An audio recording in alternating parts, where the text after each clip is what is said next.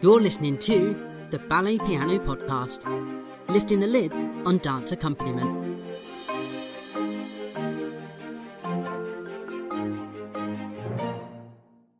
Hello, podcast fans, and welcome back to this episode of the Ballet Piano Podcast.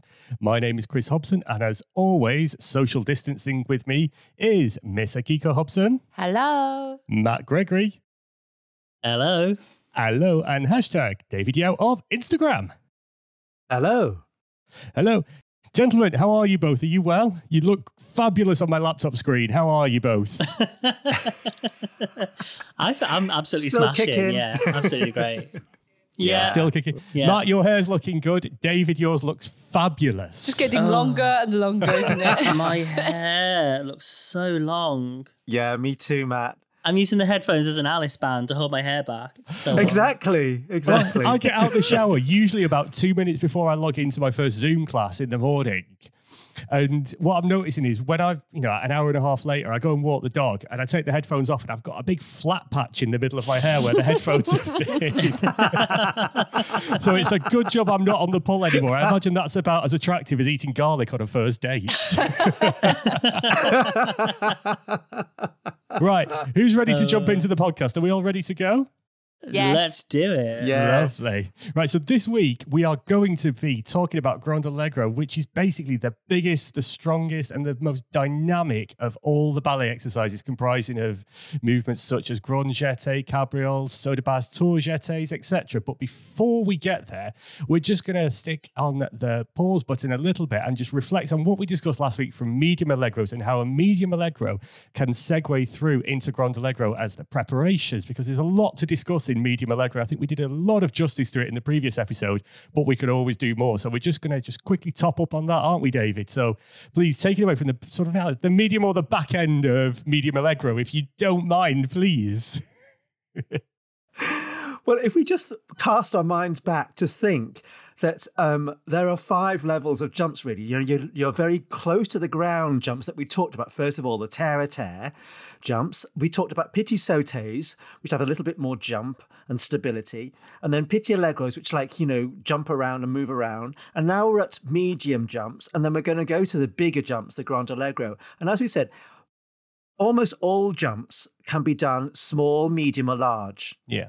It just depends on what you're going to do with it and how you're going to do it and what kind of music you're going to use and what kind of message you're trying to bring across. Mm-hmm. So in our medium kind of jumps, we're really kind of like getting into the meat and potatoes of actually how you jump. So the kind of push off you get from the floor and the landing have to be much more flexible using remember demi-plie when we started with this a long time ago? Mm. How many episodes was that again, Chris? Oh, gosh. Right, I think this is episode 16, so plie must have been episode 2 or 3, wasn't it? It's a long time ago. I've gone so grey since then. Absolutely. Oh, wow. Back when we could still socialise together. We're using those demi-plie movements now to help push us off the ground to gain height and also to protect our bodies when we land so that we don't crash land onto the floor. And you're using your muscles to soften the landing, as it were. And because of that, it takes more time in the air, it takes more strength, and so we need more time within the music. So we're using bigger 2/4s, bigger 3/4s, almost with a nice airborne kind of a feeling about them, really. And we talked about all kinds of different kinds of jumps, didn't we? We talked about 2-to-2 jumps. Yes, so you're taking off and landing on 2 feet. You can take off from 2 and land on 1 foot, or take off from 1 foot and land on all those kind of things.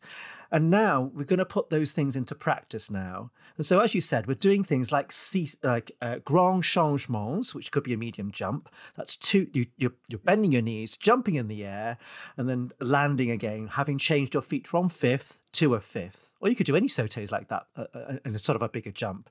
You can échapper. You can move your legs away from each other to the side or to the front and back. Échapper meaning to escape, yes. So your legs are escaping from each other. Yeah. You land in an open position, and then perhaps you come back into a closed position. Or you might do like a seesaw where you're taking off from 2 feet and you're landing on 1 foot. That could be surplace. Did we talk about surplace a very, very long time ago, which meant no traveling at all, just on the place? Yeah, so you're jumping up and down in the same place. Just on the place, yes. Or you could do like a bigger seesaw where you could travel en avant, traveling forward. So you're like taking off from 2 feet, you're traveling forward, landing on your front foot, and then slowly, very gently closing into a 5th position derrière. That would be a seesaw fermé. Fermé meaning to close, en avant meaning traveling forward. It could be done the same step en arrière, going backwards, or de côté, traveling sideways. Or we can do things like an assemblé where you take off from 1 foot, you're brushing along the floor with 1 foot, jumping off the 1 foot, joining 2 legs in the air and then landing on 2 legs. Or a ton levé, where you're taking off from 1 leg and landing on the same leg. And finally, the jeté, which means to throw. So you're throwing your body weight from 1 leg, taking off from 1 leg and landing on the other leg in any direction. So there we are. So those are your medium kinds of jumps, really. Plain ones. Yeah. I mean, that's really interesting hearing you say that, because obviously I know the names of steps, but hearing you say that they obviously a jeté can be done, jeté ordinaire, petit jeté, but then at the Grand Allegro level, it's a grand jeté, en avant or, de côté or whatever. Exactly. But yeah, we're just hearing you say it. It makes absolute sense that those jumps can be done, terre à terre, really small. Yeah. And then at the grand level, they're splitting the legs and, 6 feet in the air. And as we amazing. work up to the Grand Allegro, the music now, we've gone from the very light, the light 2/4s, the light rags and things at the start when we're doing little petit sautés. Yes. We're working through now, at the tail end of medium allegro into Grand Allegro, the music's getting a lot heavier, isn't it? It's almost in preparation for these big waltzes, which we'll discuss later on. Yes. And it's getting bigger. It's not, it's not this pretty light, fluffy music that we've had or fun music. Things are starting to get serious and the ante's being switched up a little bit, isn't it? Yeah. So like as a dancer, David, or as a teacher, what was the process going through your mind when you were going from medium allegro through into the preparation for Grand Allegro and then getting ready to do that first Grand Allegro exercise of the day? This is the most exciting part of the class now, because you're just letting rip, really. You're just going for it and pushing your body to the limit to get as high off the ground as possible without hurting yourself coming back onto the ground with as much control as you can. And this is where now the division between ladies' work and men's work starts to really show the division now. Yeah. Because, of course, physically, the men are muscularly more robust now. Not to say that ladies can't jump. They can. There's some beautiful ladies who can jump. And they have done. And it's really exciting to see ladies jump. But they jump in a different way, as we said before. We sort of alluded to that last time in our medium jumps. So now we're really trying to travel across, we're trying to cover space as well. And that's the exciting bit really about Grand Allegro, and all the different ways that you can do that. And you're pushing your body, like at the end of the bar, to do as big a movement as you possibly can. So that means either lifting your legs as high as they can, beating your legs as much as they possibly can, turning as much as you can, everything to the extreme. And that's what's so exciting. It's so athletic, really. It's breathtaking when it's done very well. It's also worth saying as well that everything prior to this exercise is leading towards this exercise. Every position that's been done at the bar, the center, arabesques, second positions, effaces, écartés, all the lines have been practiced. Slow promenades for pirouettes, grand rond de jambes become grand rond de jambes sautés. It can all be in the Grand Allegro, can't it? Everything. You can put anything in the Grand Allegro. Absolutely. Those battement piqués. It's for cabrioles and things like that. Yeah. Exactly. Yes, totally. And the thing is now, we're not just doing a single step. We're actually putting steps together. So big steps could be, steps being put together could be what we call compound steps, where there are a series of steps, like a seesaw, a coupe, and an assemblée would be a seesaw, a doublé, or a retombé. You could do a series of similar steps where you do a repeated jumps up and down. Yes, just like plain changements. They could develop into beats, where they become lots of beats. So you're beating your legs not just once, not just twice, but maybe 3 times to make yourself do entrechat. So 2 legs beating, yes, a maximum of 3 times each would be like an entrechat 6, 6 beats in the air. Or you could do like what we have like preparatory linking steps into a big step, like a demi-contretemps into an ensemble porté. So you're doing like a demi-contretemps is half of a linking set of steps that travel, that makes you gives you more power along the floor to gain vertical height. So like, when you look at the athletics and you see someone do the triple jump, those 3 steps before they jump into the pit are what like a compound step would be for us. Preparatory. Yes, preparatory steps, exactly. So, or we could do a series of steps like a demi-contretemps and a cease de body. So we could beat those ensembles, traveling down from one diagonal to the other, which is quite exciting. Or we could do some galloping steps, that maybe linking steps into things like saut de basse, which is where you jump off from one leg like a jeté and you land on another, but in the middle you're going to turn once in the air or turn twice in the air, and that's really exciting, and both ladies and gentlemen do those. Or grand jeté en tournant, or entrelacé as it's called. So I don't know about in ballet terms, because I guess it's evolved in many different areas of the world. Many steps have different names. Is it like that in music? Not really. Not really, no. No. I mean, if Akiko and I are going to stay now, I'd imagine it's a march the same. A march is a march in Japan, isn't it? Or a waltz is a waltz in Japan. Yes. Because in ballet, the way it's evolved, there are different terminologies depending on what kind of syllabus or what kind of style that you choose to learn from the beginning. So, when I was growing up, we were talking about things where we were like steps like grand jeté en tournant. So it's a big jeté, which means you throw your weight from one leg and land on the other leg, and you're also turning in the air. You're doing half a turn. So you're running and you're facing one direction, and you end the jump landing on the other leg facing the other direction. Yeah, and it's a really exciting jump. And when I got into the company and I was moving around the world, that step wasn't named similarly around the world the same. So now we talk about it in terms of entrelacé, which means you're interchanging your legs in the air. Mm-hmm. So it has a different name and a different, but the step is still the same. And I thought that was quite interesting. And there's quite a few steps and terminologies in ballet terms that are the same. And I wondered if it was the same in music. Has that become more cohesive now worldwide? Say in 2020, maybe, as opposed to 20 years ago or 25 years ago, 30 years ago? Or is it still very much, dependent on particular steps have a certain name or are referred to in a certain way in certain areas of the world? It has got more homogenized, as you're saying, but there are, it does depend on what syllabus or what, let's say, branch of ballet that you start with. So if you start with RAD and Cicchetti and all of those kind of things, and BBO, British Ballet Organisation, you will learn about grand jeté en tournant. But if you start with the Russian, the Vaganova system of training, you're going to hear about entrelacé. Yeah. And if you go to America, you're going to hear about entrelacé. And if you say grand jeté en tournant, they'll look at you really weirdly. Okay.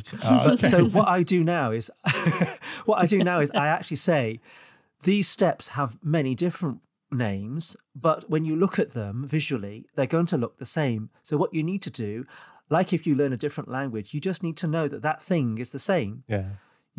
And that kind of helps the student to understand that it's not wrong. It's just a different way of saying it, but it's the same step in the end. And can I ask you, the lame duck, how many countries use the word or the descriptive name lame duck? I actually want to ask, what is it? Why do you call it lame duck? It's slang because it grew out of somebody doing what we call a tour piqué en dehors. So you're going to step onto your half point and turn around outwards. And somebody must have done a series of those very badly and looked like a lame duck waddling around. So that's how it started. That's how the myth started anyway. So when you hear it in the companies, they'll say, "Oh, let's have a couple of lame ducks" or something like that. And that's what they mean. It's become so ingrained in the ballet vocabulary. Nobody calls it. Nobody calls it pose, pirouette, en dehors. No. Everyone calls it lame duck. Yeah. Yes, absolutely. And like tour jeté en dedans is what we just say pose turns. Yeah. So you're stepping forward and turning en dedans. And so when I first learnt how to teach a certain system at a particular school, it was all new to me as well. But it was interesting because I was thinking, oh, wow, there's more than one way of saying this. Like, like cooking. There's more than one way of actually, putting the ingredients in a pan and coming out with a beautiful meal. But as we were talking about, combination jumps, like compound steps and things like that, you can then put steps together into combinations, and they can be at any height. And we call these enchaînements because enchaînement means linking together. So you might put one step in one, start with one step, go on to another one, and end with a third one. And in between, you're linking them all together with linking steps, like running steps or, all different kinds of steps. So the choreography is basically, it's as broad and as wide and as interesting as your imagination and your experience. Yes. And it's, as you said, it's more choreographic now at the end of this class. Yeah. So it's open to more expression, and you're really just trying to show your joy of dance in the air, really. It's fantastically exciting, really is. So that, of course, will lead on to our next segment that we're going to do, which will be virtuoso jumps and virtuosity.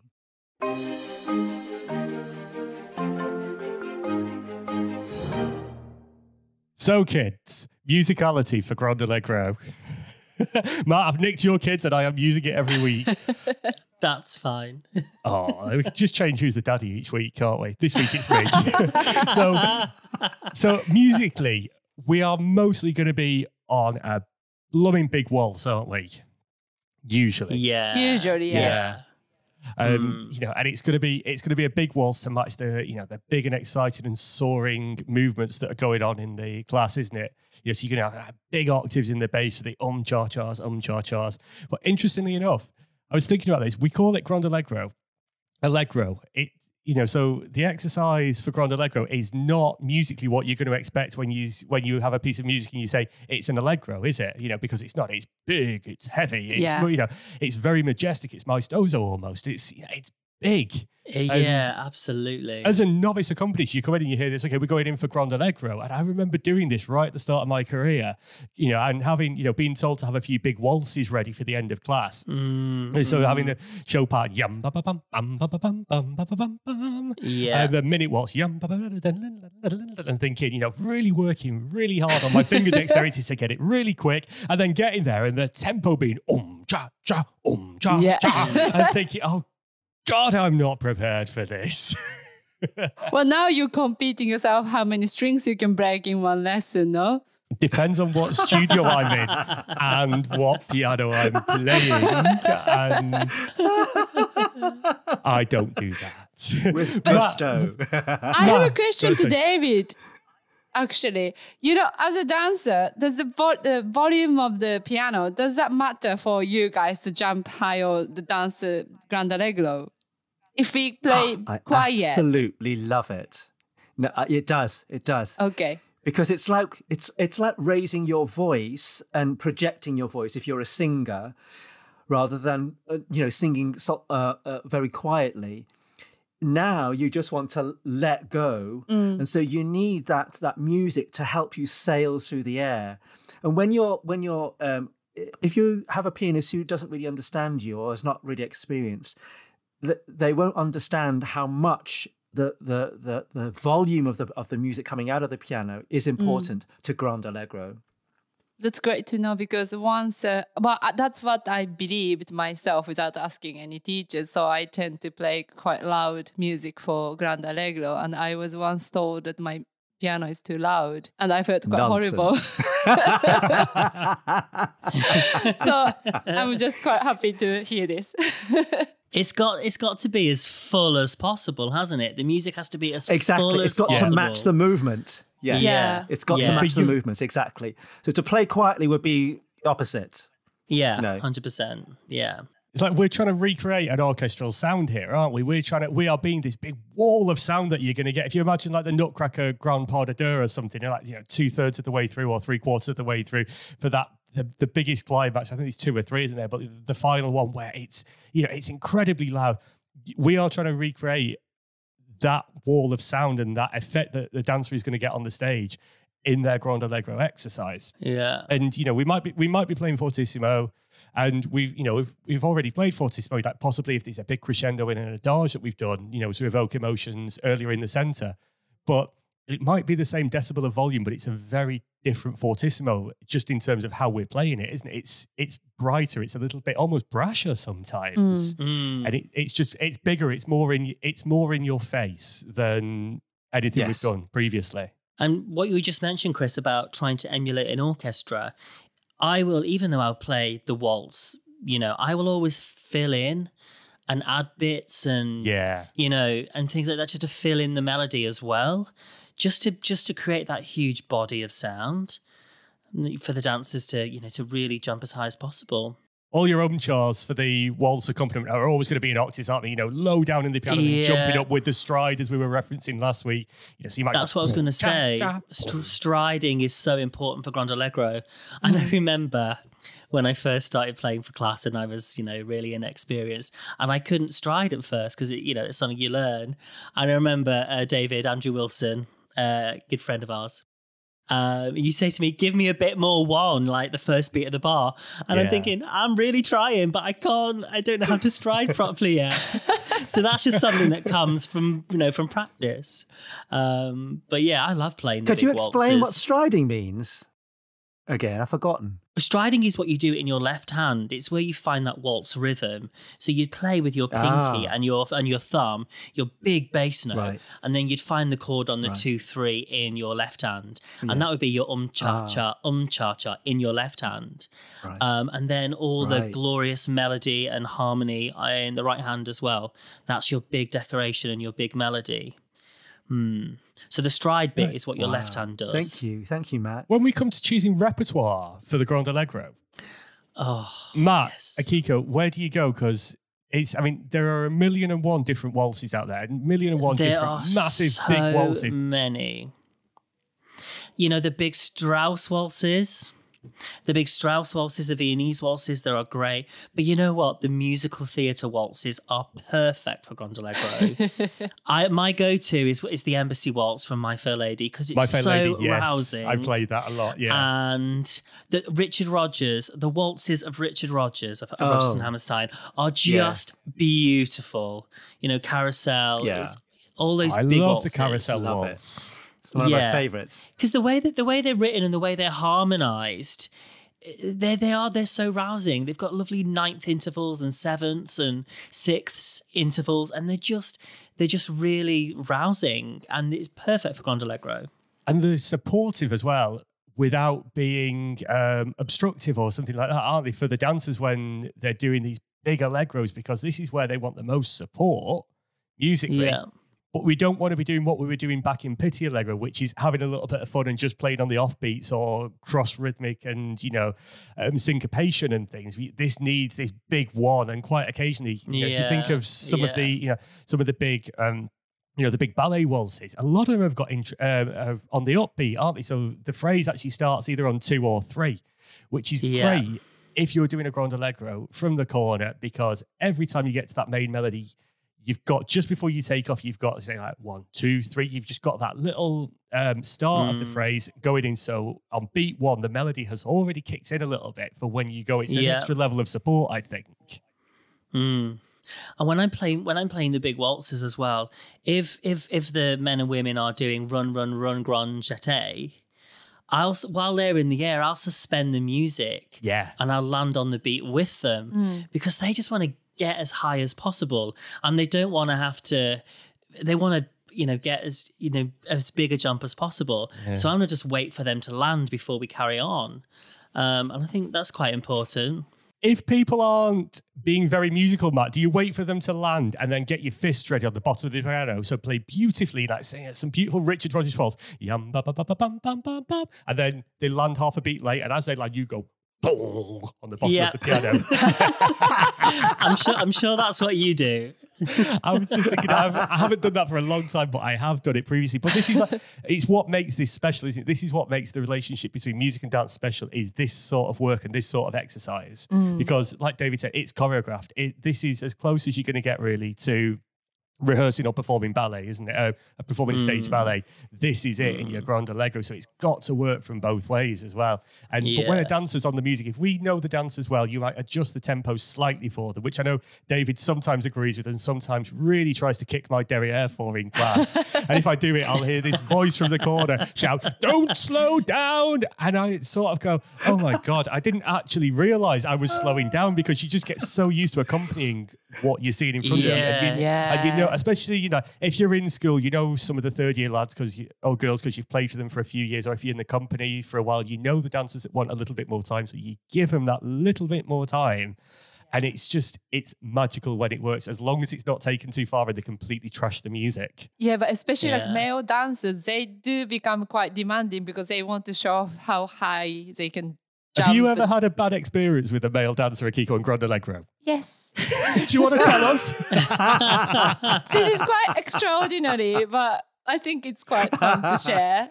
So I was playing for male dancers only class, Grand Allegro, and the teacher was quite demanding, and he choreographed a very, a virtuoso Grand Allegro for the dancer to dance.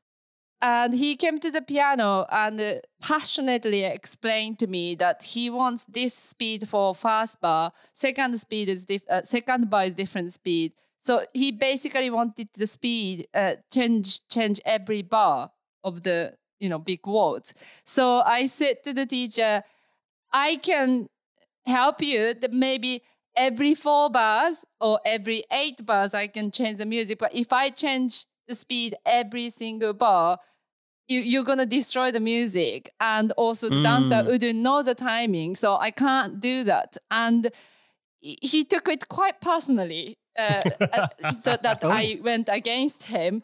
So he put the hand around his waist and then said, "What do you mean you cannot change the music? Of course you can. I used to be a principal dancer where Zubi Menta conducted the orchestra, and he followed me what I do. So you have to follow me what I say."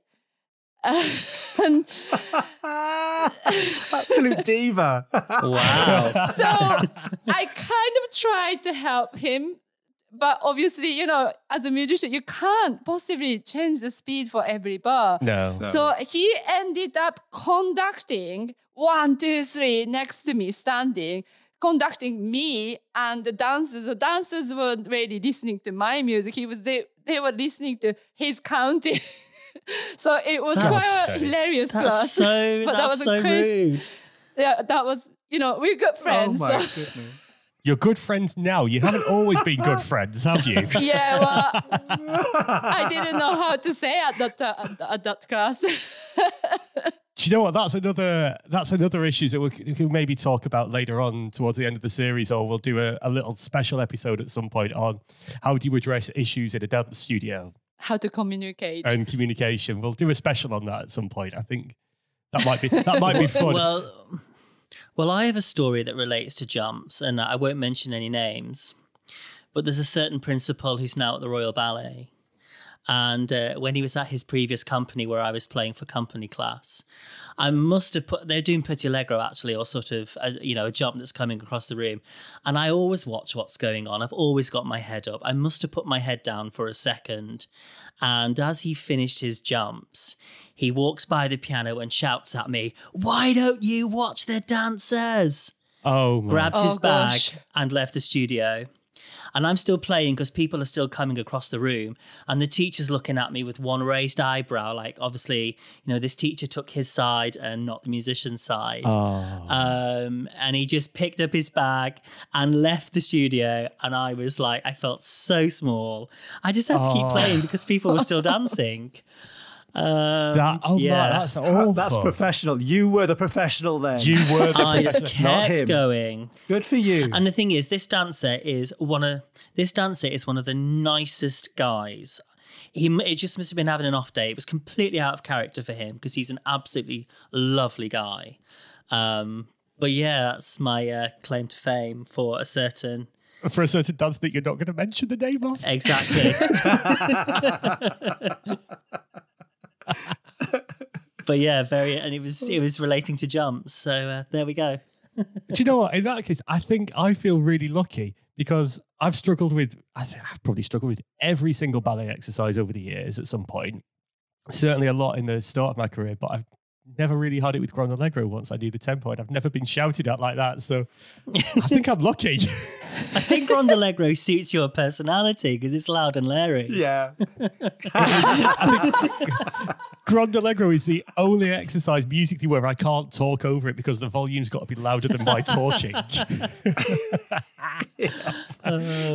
Well, speaking of talking, we actually need to hear from you because coming up in a couple of episodes' time, we have our fantastic season 1 Q&As. Woohoo! So we've had quite a few questions coming in already, and we need more. So hopefully we'll get some more in because we need them and we want to hear from you, which you can get in contact with us, of course, on our email, which is balletpianopodcast@gmail.com, or log on to our website at balletpianopodcast.com.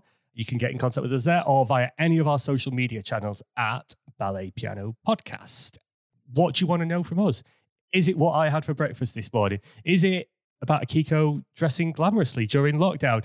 Is it how long Matt's hair is? Or is it from David Yao about just how much fun he is or is having teaching on Zoom? All questions are open, and I'm pretty sure Matt's not going to filter most of them out because that'll be fun, won't it? Especially to put somebody on the spot. It's going to be a good episode. Yeah, it's going to be good. It's going to be great. I'm looking forward to it. I want to see what people want to ask us. Me too. I've got lots of questions already, but listeners, we do need more. Next time, we are going to be discussing virtuosity. So that's going to be all things managing and codering around the room, the biggest jumps that we can possibly do just to celebrate finishing the class. So until next time, it's goodbye from me. Bye-bye. Goodbye. Goodbye.